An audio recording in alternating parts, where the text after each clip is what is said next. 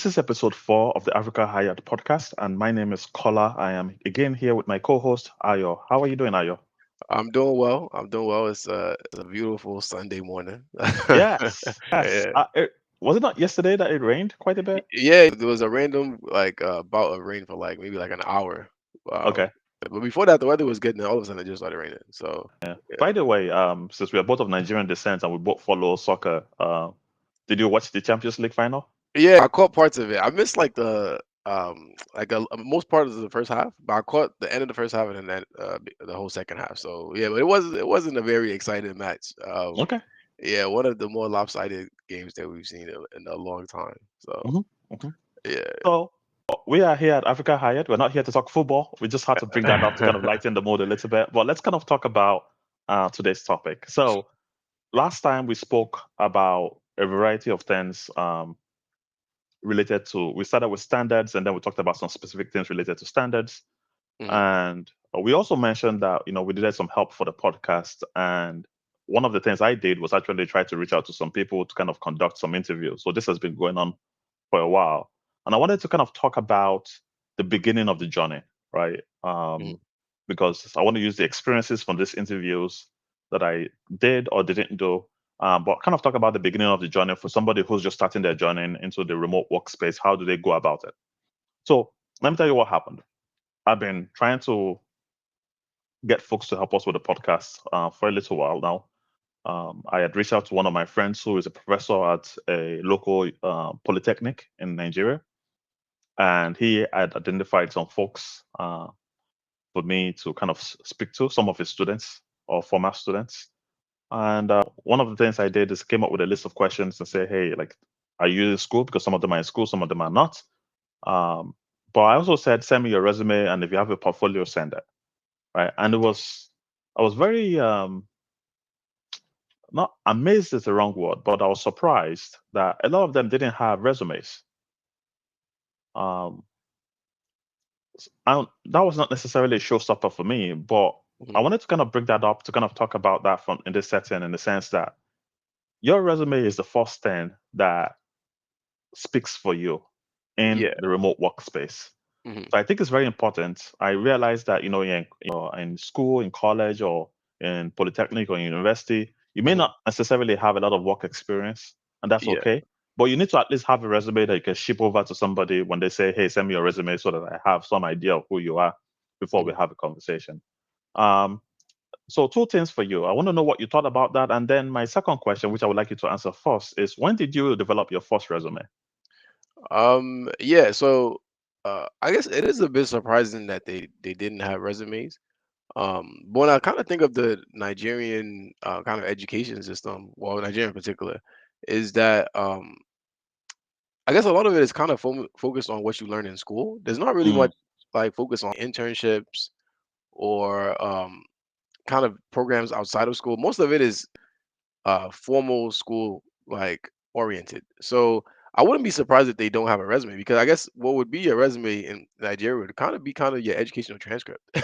Would I guess be your resume. So that I'm not as surprised about that.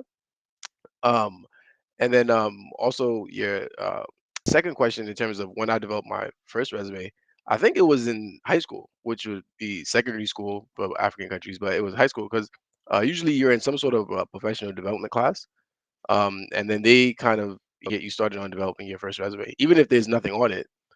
They just kind of want you to have the experience and of knowing how to put a resume together.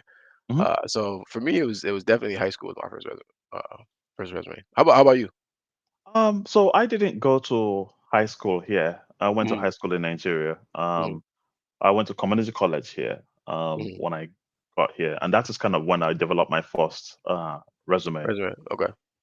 during that period because I actually got my first job. I actually got it with the city at the time, Mhm, doing some after school activities, coordinating that and helping with that.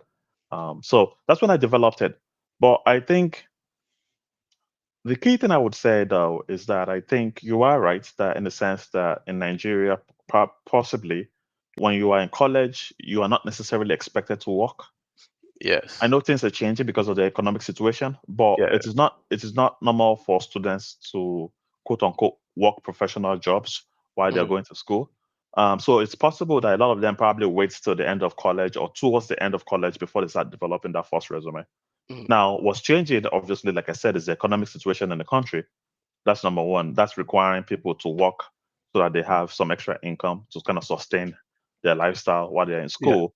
But more importantly, too, is that if you're going to get remote jobs, right, the first thing that you're going to do is have a resume that you're going to need to either go on websites. Mhm. Hopefully, like Africa Hired, we don't have that up yet, but websites Mhm. like Upwork or Fiverr, and put that on there, or other websites and job posting websites or job boards where you can put those resumes in. So I think things are changing, and I think it's now important for people to now start developing those first draft of the resume, maybe at secondary school, right? And we understand you don't Mhm. have a lot of work experience. You're going to have more academic experience, or what some of the things you've self-taught yourself, and that's what you're going to put on there, right? It's going to be pretty light, but you should Yeah. actually have that in the beginning. Yeah. So kind of moving away from that a little bit. So they didn't have some of them didn't have resumes. I was okay with that. I just said, hey, tell me a little bit about who you are and stuff like that. I give them an assessment, Mhm. just to kind of judge what their skill level is, and also trying to judge some soft skills, how do they communicate and things like that. And then Mhm. I had like three that I selected and said, hey, let's have an interview, right? So I told them the time that we're going to have Mhm. the interview. I confirmed the day before, Mhm. right, that we're going to have this interview at this time. And then I show up on the day. It was actually, I believe it was a Sunday or a Saturday. It was a Saturday. I show up on the Okay. day at the time, and the first interview doesn't show up, Okay. right? So the first interview doesn't show up. I'm a little confused, but my concern was that, hey, okay, these things happen. Sometimes things happen like that. So I waited for about, I think, 5 minutes. I Mhm. didn't get anything back, and then I said I took a break. The second interview, which was supposed to be an hour after, also didn't show up. Right. So Now, did what first of happened? all, did any of Kind of them show complete up? the story. Hold on, Yeah. hold on. Okay. Kind of Okay. complete the story for you. Yeah. The first one didn't show up. I think 15 minutes after the time slot, I just sent an email to the individual saying, "Hey, and I just wanted to let you know. I'm paraphrasing here. I just wanted to let you know that you've been removed from the list of candidates because you didn't show up for the interview." Mhm. And then the stories start, or the excuses start, right? Okay. The person was telling me, "Oh, I didn't have good network here. Mhm. I had to go to my friend's house to try to get network Mhm. and stuff. I'm available now." Like, no, I'm sorry, I'm not going to chase you for Yeah. this. Yeah. The second one, I sent similar thing, right? About Mhm. 15 minutes in, I sent similar email to the person letting them know, like, hey, best of luck on your future endeavors. And then the person sends me a screenshot of, I was going to use Zoom. Person logs into Zoom at that time and sends me a screenshot and says, "Oh, I've been on. It's just like this is the page it's been giving me." Now, what the Yeah. person forgot to do is that there was a time slot there for what time. Oh, they logged onto the meeting. Yeah. There's a time slot there. I was Yeah. like, and I was thinking, like, wait, darling, after I send you an email that you've been removed from the list of candidates, doesn't mean that you dialed in when the meeting started. I was on Yeah. beforehand. Now, the third one actually did show up. Okay. Third one showed up on time. I think it was Mhm. like 5 minutes beforehand. Okay. He was a young gentleman. He logged on, Mhm. um, and we had an interesting chat. But something that was funny about that was that he was using his phone for this meeting, and Mhm. rather than having it like we are doing right now, facing you, he had the phone like this for the interview, right? Okay. So Yeah. he's like, it's looking that way. The camera is this way. Okay. So I'm seeing so like you this. saw like his neck and Like, then okay. you know what Okay. I'm trying to say? And Yeah. then the Yeah. interesting thing too about it was that he wasn't sitting down on it at the desk like we are right now. Yeah. He was sitting down on the shoulder of a couch, Okay. right? Yeah. So now this is a young man. He showed up Yeah. for the interview, so we have to give him Yeah. kudos for that. But it made Yeah. me realize that these folks don't really know what to expect Yeah. when they are sitting down or when they are going to go for a remote interview. So I thought we Mhm. would talk about expectations. What do you do? What don't you do? And how to approach that. But before we do that, maybe tell me what you think about what I just told you. I think it kind of goes in hand with some of the experiences I've had as well, which is you almost feel that as if like when you're talking to certain people about like a serious endeavor, sometimes you get an unserious response. Like that's what I've kind of noticed. Like, and it's like that's what, and it's like I don't know if they understand kind of the seriousness of what is trying to be talked about here. So I think definitely your experience kind of goes in line with the experience I've seen as well. Where it's even more shocking because you expect them to be even more serious because it's like this could be very helpful for you, but you kind of get the opposite. So that's very good. It goes in line with the experiences I've had as well.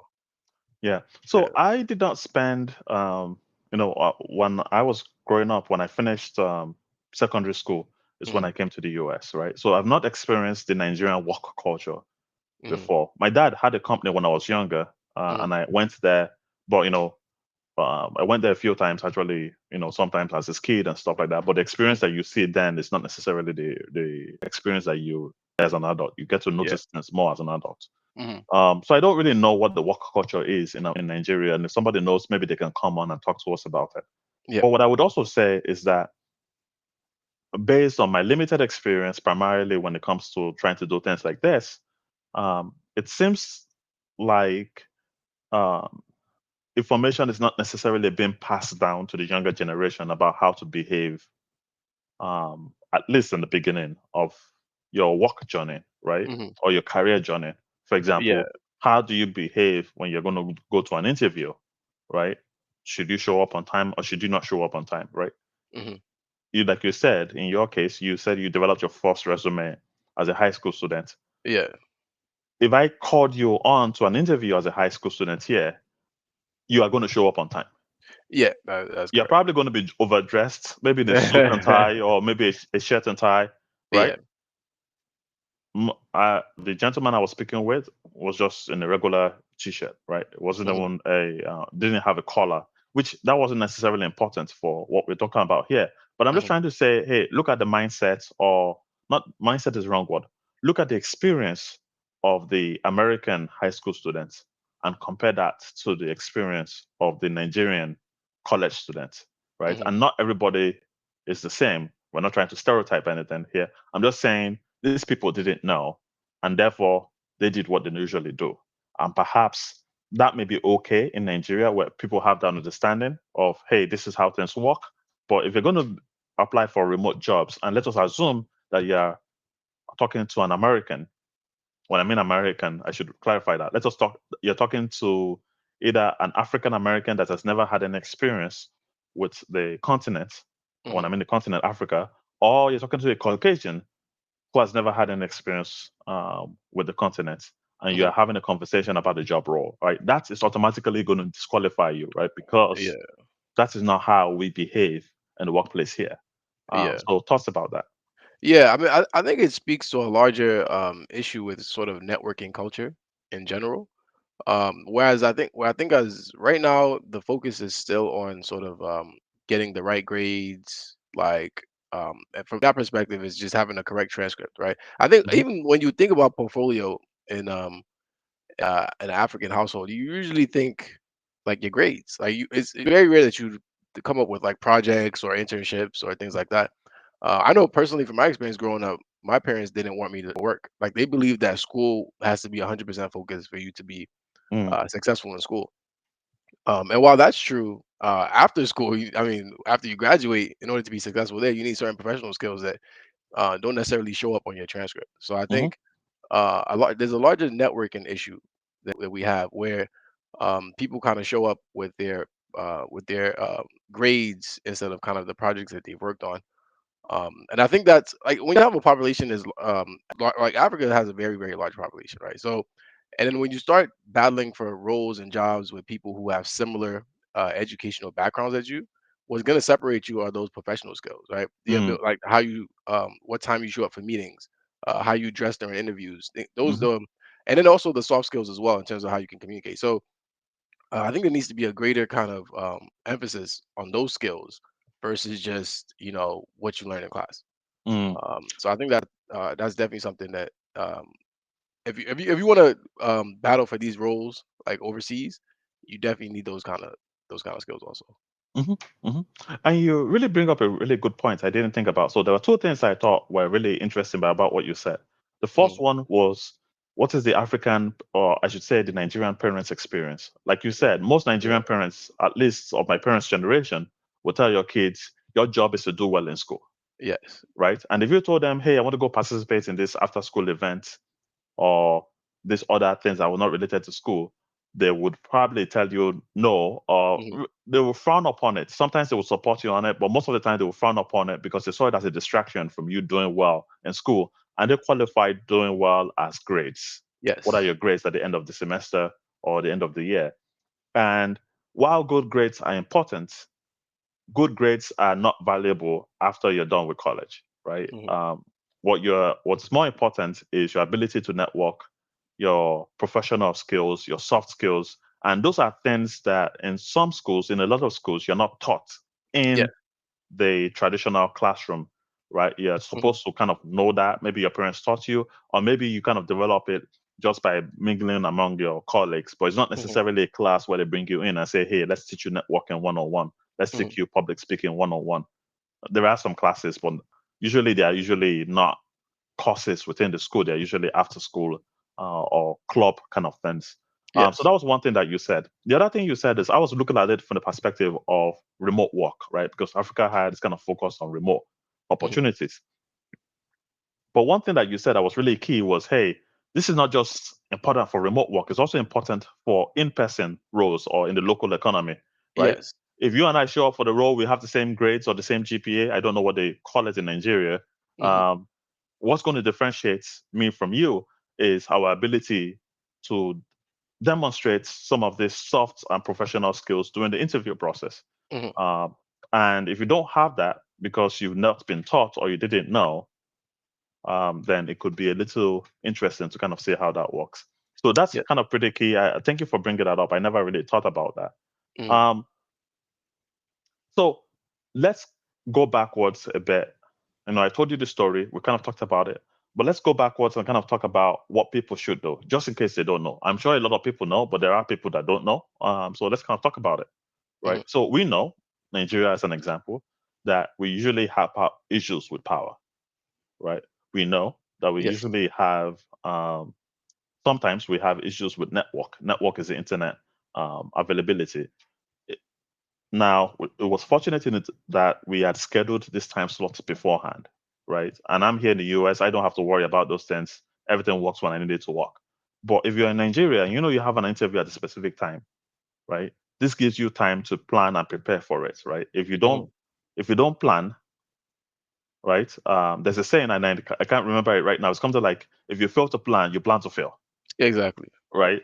So if you know you have an interview, we just say for the sake of this conversation, 9 a.m., right? You know that, hey, I need to have my laptop or phone charged and ready to go for that time slot. And because I Hmm. don't know when the power will be, probably I need to charge it the night before or the day before and have it ready to go. Oh, you know what? Um, I need to know what I'm doing for my data or internet connection, right? I live in an area where I don't have good connection.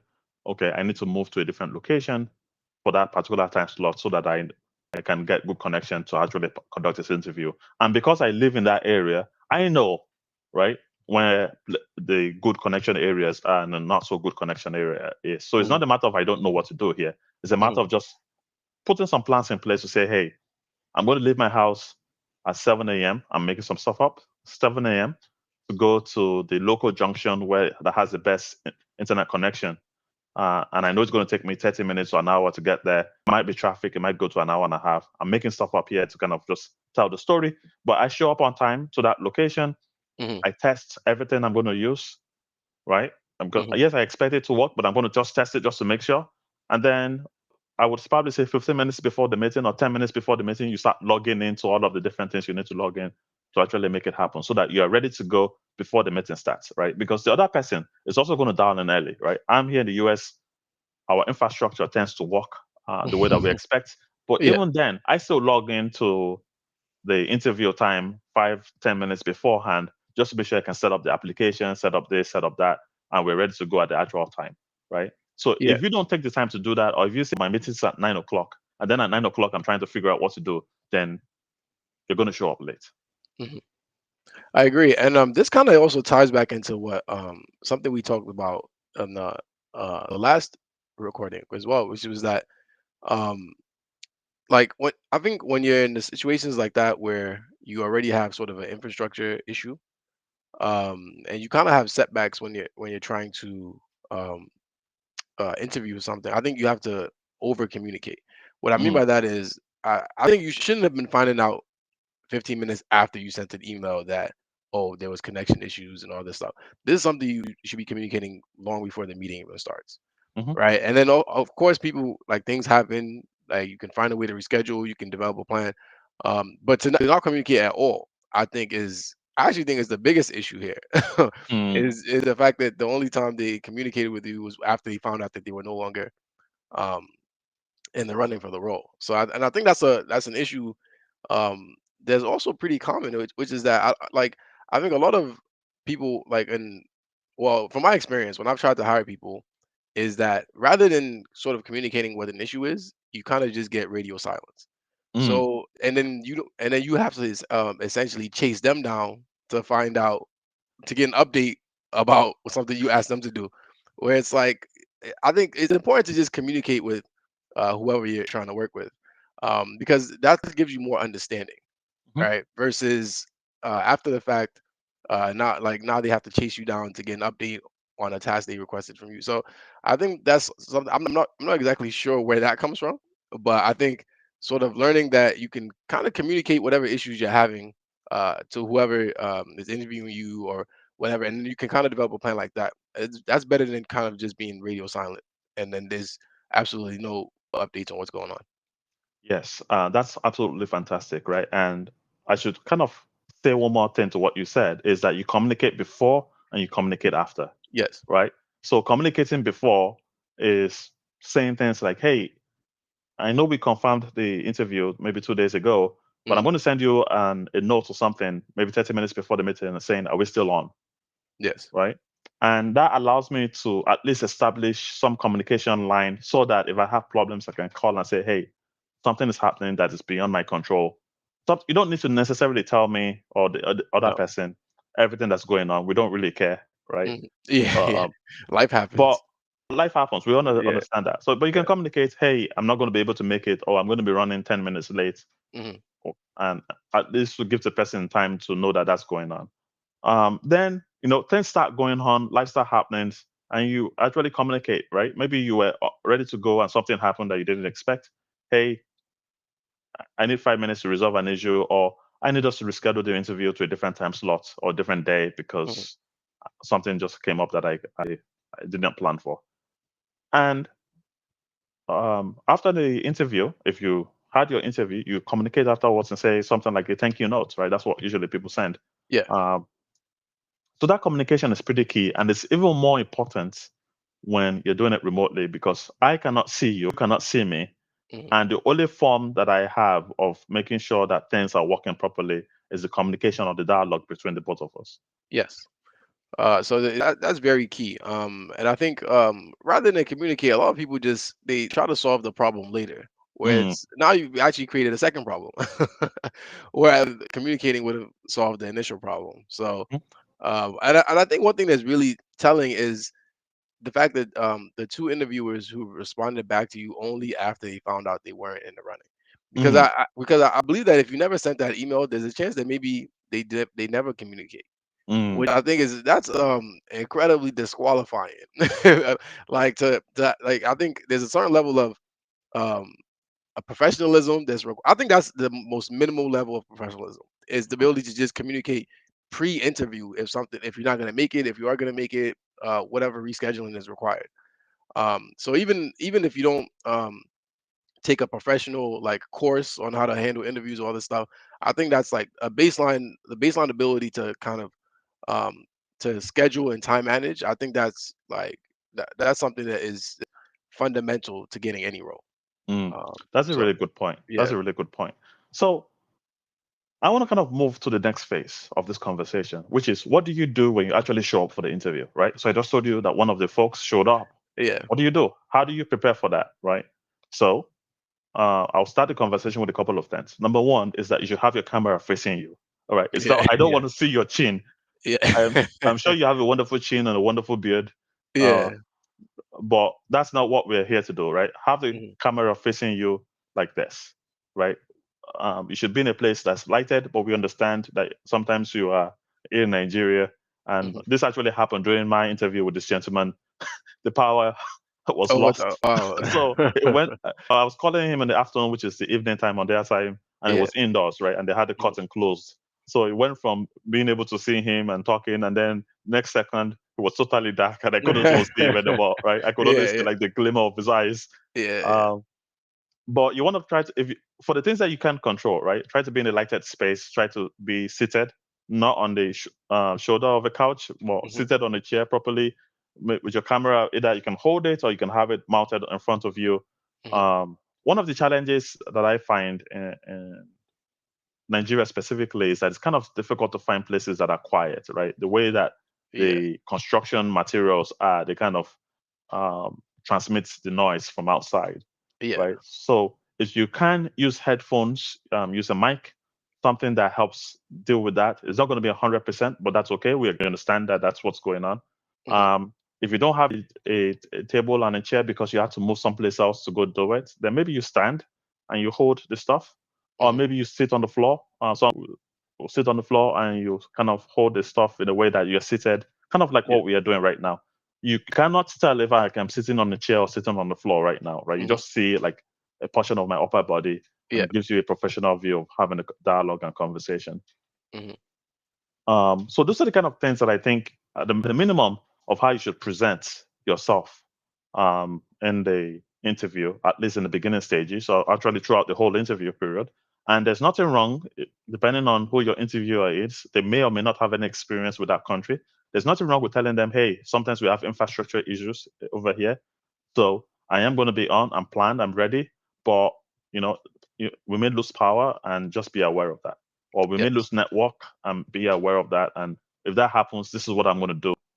I'm going to send you a message on WhatsApp. We're going to transition to this other system. Something to help them understand what's going on, so that they're not surprised when it happens. Yes, I agree. And I think part of the role of an interview is just to kind of gauge how you respond to things and how you Mhm, solve problems.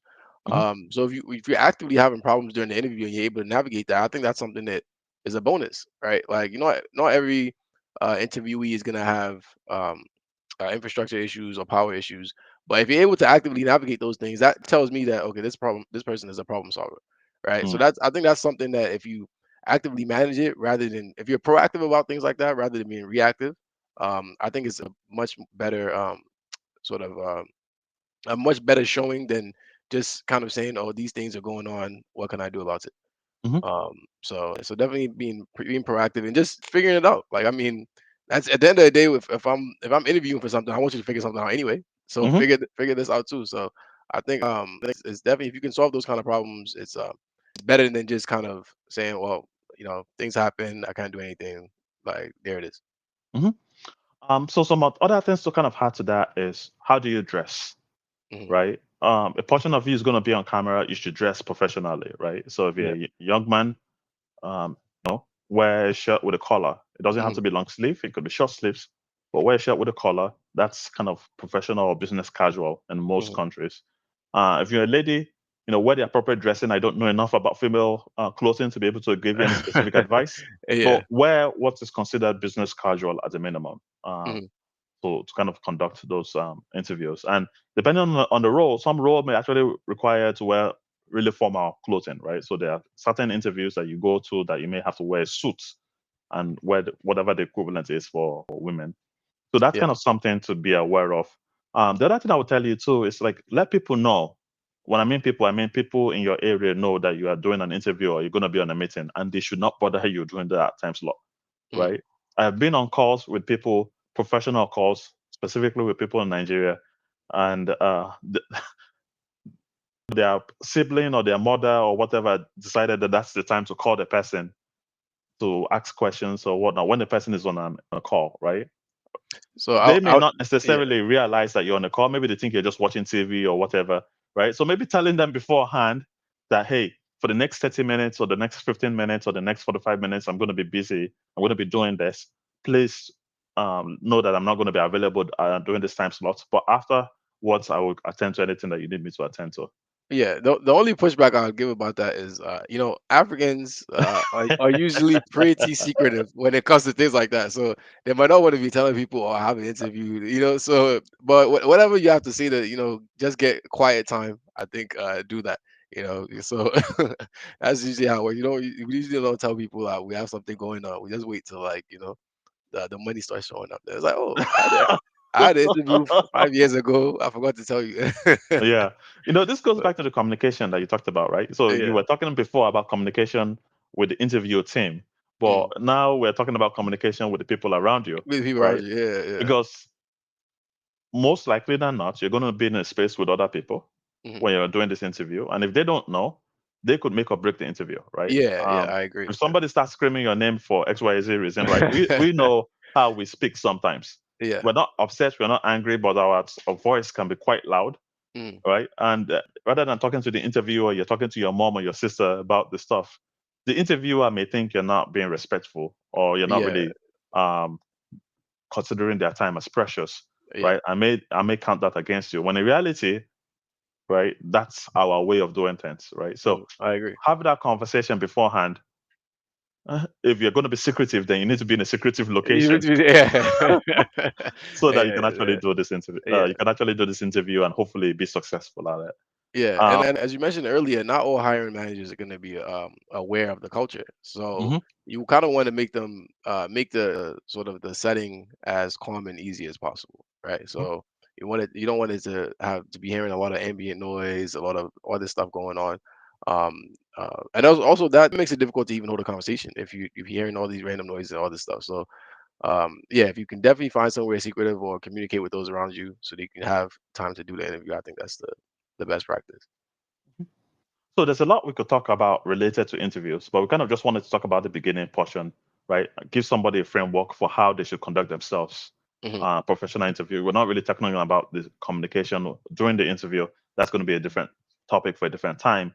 Um, but if you have any questions about what we talked about, if you have any thoughts, if you had any experiences, funny ones, the ones that didn't go well, Hmm. feel free to reach out to us and let us know that. You can reach out to us on social media. We have an Instagram now. We have a LinkedIn. You can reach out to us at our email, right? AfricaHired@gmail.com. Send us a note. We would love to hear that. And if it's really cool, we might actually bring you on to kind of talk to us about it or maybe just read the story on the podcast. Ayo, it's always a pleasure to do this with you. Thank you very much for taking the time. And I hope you have an excellent weekend. Thank you, thank you. Always great talking to you as well.